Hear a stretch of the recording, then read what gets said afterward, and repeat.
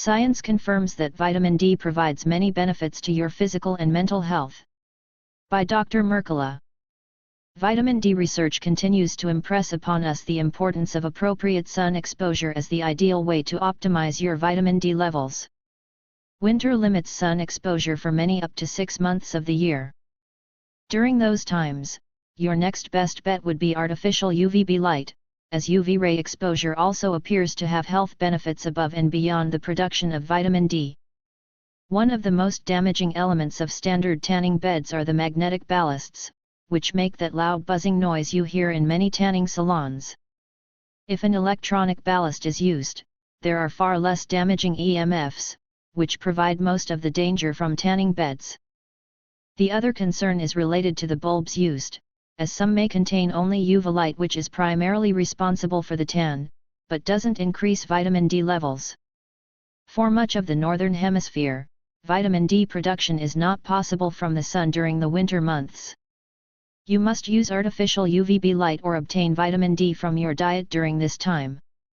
The benefits of UVB exposure from the sun or artificial light include but are not limited to the production of nitric oxide, a compound that lowers your blood pressure. Despite its name, vitamin D is not a vitamin. It's actually a potent neuroregulatory steroidal hormone, which helps explain some of its health impacts. It has become abundantly clear that vitamin D deficiency is a growing epidemic across the world and could be contributing to hundreds of common health problems. In fact, correcting your vitamin D deficiency may cut your risk of dying from any cause by 50%, according to one analysis. If this sounds too incredible to be true, consider that vitamin D influences nearly 3,000 of your 24,000 genes. This occurs via vitamin D receptors, which can be found throughout your body, and should come as no great surprise given that humans evolved in the sun. Vitamin D beneficially affects gene activity. Just one example of an important gene that vitamin D upregulates is your ability to fight infections and chronic inflammation. It also produces over 200 antimicrobial peptides, the most important of which is cathelicidin, a naturally occurring broad-spectrum antibiotic. This is one of the explanations for why vitamin D is so effective against colds and influenza. According to a January 2013 press release by Orthomolecular Medicine, there are now 33,800 medical papers with vitamin D in the title or abstract, and this veritable mountain of research shows that vitamin D has far-reaching benefits to your physical and mental health.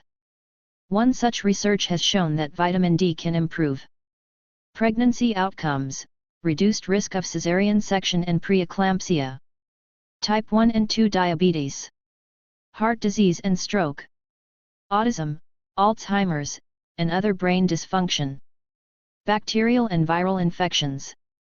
Some of the most recently published studies, which I'll review here, demonstrate how boosting your vitamin D levels can improve depression and pain in diabetics, Crohn's disease, and breast cancer. Relevance of vitamin D in Crohn's disease.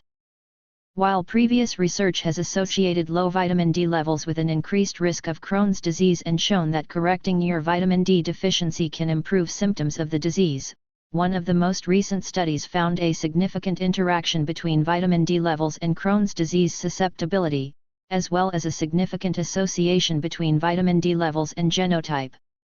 2. 3. Serum vitamin D levels were found to be significantly lower in patients with Crohn's disease. Of the 7 DNA sequence variations examined for effects, 2 variants showed a significant association with vitamin D levels in those with Crohn's, and 4 variants were associated with vitamin D levels among controls. In short, it shows that vitamin D can affect genetic expression associated with Crohn's disease, and make matters either better or worse, depending on whether you have enough of it or not.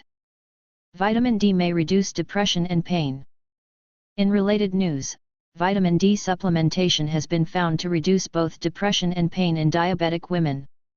As reported by PsychCentral, 4. The investigators set out to determine how vitamin D supplementation might affect women with type 2 diabetes who were also suffering from depression.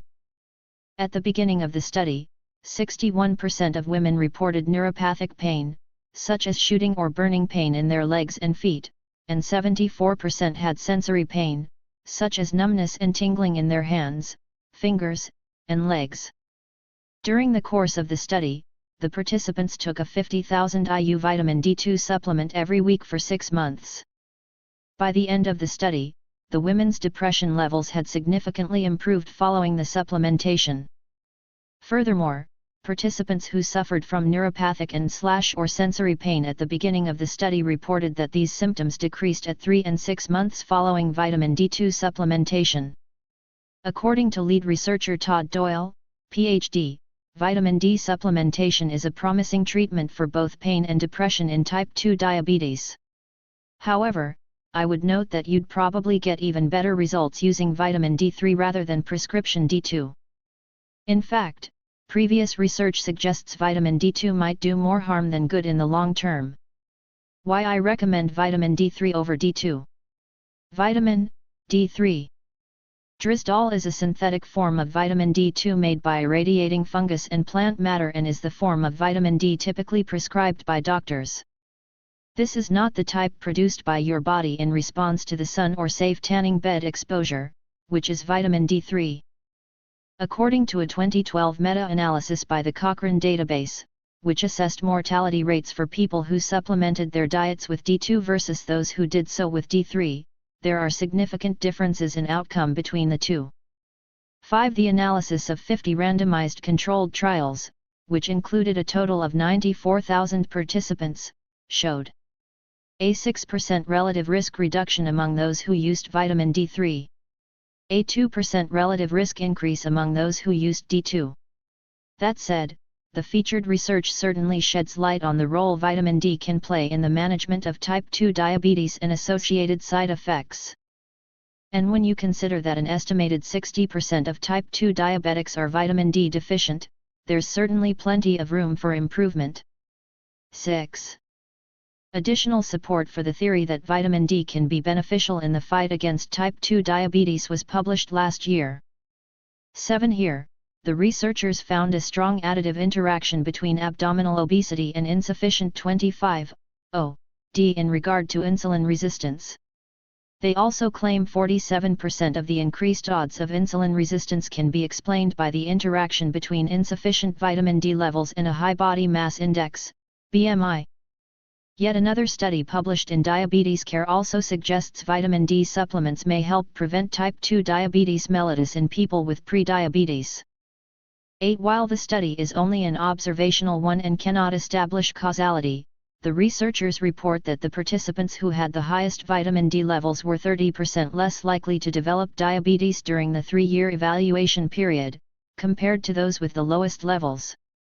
Cut your breast cancer risk with vitamin D, cancer surgeon suggests. Meanwhile, a recent Science World report highlighted the recommendation by British breast cancer surgeon, Professor Kfa Mokbel, who urges women to take daily vitamin D supplements to cut their risk of breast cancer. 9. According to the featured article, Professor Mokbel has also requested Jeremy Hunt, the health secretary, to make vitamin D pills freely available, as this would result in saving about 1,000 lives annually. I am calling for all women from the age of 20 to be given free vitamin D supplements on the NHS because it is effective in protecting against breast cancer, Professor Mokbel said. A research conducted by the Creighton University School of Medicine in Omaha, Nebraska, which analyzed menopausal women from rural eastern Nebraska for over 4 years, revealed that taking vitamin D supplements along with calcium cut about 60% risk of cancer, including breast, lung and colon cancer. It's inexpensive, it's safe, and it's easy to take. It's something that should be considered by a lot of people, says Joan Lapp, professor of nursing and medicine at Creighton University School of Medicine in Omaha, Nebraska. It's low risk with maybe a payoff. 10. 11. Vitamin D is critical for cancer prevention. Indeed, an ever-growing number of studies show that vitamin D has tremendous protective effects against a variety of different cancers, including pancreatic, lung, ovarian, breast, prostate, and skin cancers. Theories linking vitamin D deficiency to cancer have been tested and confirmed in more than 200 epidemiological studies, and understanding of its physiological basis stems from more than 2,500 laboratory trials. For example, a 2007 study published in the American Journal of Preventive Medicine concluded that a serum 25-OD level of more than 33 ng/milliliter was associated with a 50% lower risk of colorectal cancer. 12N research published in the International Journal of Cancer 2 years ago found that a mere 10 ng/milliliter increase in serum vitamin D levels was associated with a 15% reduction in colorectal cancer incidence and 11% reduction in breast cancer incidence. 13. Another 2007 study published in the American Journal of Clinical Nutrition found that after 4 years of follow-up, cancer-free survival was 77% higher in women who received 1,100 IU vitamin D and 1,450 mg calcium per day, compared to those who received either a placebo or calcium by itself. 14. According to Carol Baggerly, founder of Grassroots Health, as much as 90% of ordinary breast cancer may in fact be related to vitamin D deficiency. Breast cancer has even been described as a vitamin D deficiency syndrome, much like the common cold and seasonal flu. Most important, maintaining optimal vitamin D serum levels. Of utmost importance is the maintenance of a therapeutically beneficial serum level year-round. Here, studies indicate that the bare minimum for cancer prevention is around 40 ng/milliliter. Research suggests an ideal level might be around 60 to 80 ng/milliliter. A 2009 review article titled Vitamin D for Cancer Prevention, Global Perspective, published in Annals of Epidemiology states that, 15. Higher serum levels of the main circulating form of vitamin D, 25, hydroxyvitamin D, 25-OD, are associated with substantially lower incidence rates of colon, breast, ovarian, renal, pancreatic, aggressive prostate and other cancers. Epidemiological findings combined with newly discovered mechanisms suggest a new model of cancer etiology that accounts for these actions of 25-OD and calcium. Its 7 phases are disjunction, initiation, natural selection, overgrowth, metastasis, involution, and transition, abbreviated DINOMIT. Vitamin D metabolites prevent disjunction of cells and are beneficial in other phases. It is projected that raising the minimum year-round serum 25-OD level to 40 to 60 ng/milliliter, 101-15 mol/L, would prevent approximately 58,000 new cases of breast cancer and 49,000 new cases of colorectal cancer each year, and 3/4 of deaths from these diseases in the United States and Canada, based on observational studies combined with a randomized trial. Such intakes also are expected to reduce case fatality rates of patients who have breast, colorectal, or prostate cancer by half. The time has arrived for nationally coordinated action to substantially increase intake of vitamin D and calcium. Emphasis mine. General supplementation guidelines. As a general guideline, research by Grassroots Health suggests that adults need about 8,000 IUs per day to achieve a serum level of 40 ng/milliliter. That said, I strongly recommend boosting your vitamin D levels through appropriate sun exposure whenever possible. If you do opt for a vitamin D supplement, please remember that you also need to boost your intake of vitamin K2 through food and/or a supplement. If you're getting your vitamin D from the sun, this is not as critical, although you'd be wise to make sure you're getting sufficient amounts of vitamin K2 from your diet either way. How do you know if your vitamin D level is in the right range? The most important factor is having your vitamin D serum level tested every 6 months, as people vary widely in their response to ultraviolet exposure or oral D3 supplementation. Your goal is to reach a clinically relevant serum level of 50 to 70 ng/milliliter, and to maintain that level year-round. You should test at your highest point, which is typically August, and again at your lowest point, which is usually February. Knowing your vitamin D levels is one of the most important tests you can take, so please, if you haven't checked your levels before, do it now. I cannot stress the importance of this enough. The role of vitamin D in disease prevention. A growing body of evidence shows that vitamin D plays a crucial role in disease prevention and maintaining optimal health. There are about 30,000 genes in your body, and vitamin D affects nearly 3,000 of them, as well as vitamin D receptors located throughout your body. According to one large-scale study, optimal vitamin D levels can slash your risk of cancer by as much as 60%. Keeping your levels optimized can help prevent at least 16 different types of cancer, including pancreatic, lung, ovarian, prostate and skin cancers. Sources. About latest posts. Joseph Mercola.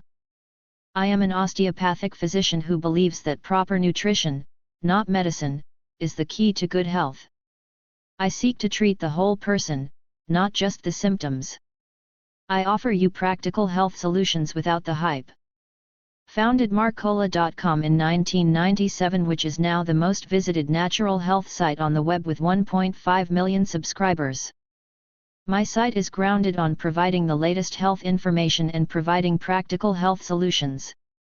The strategies I present in my newest book, Fat for Fuel, are just too valuable for your well-being. Links in description.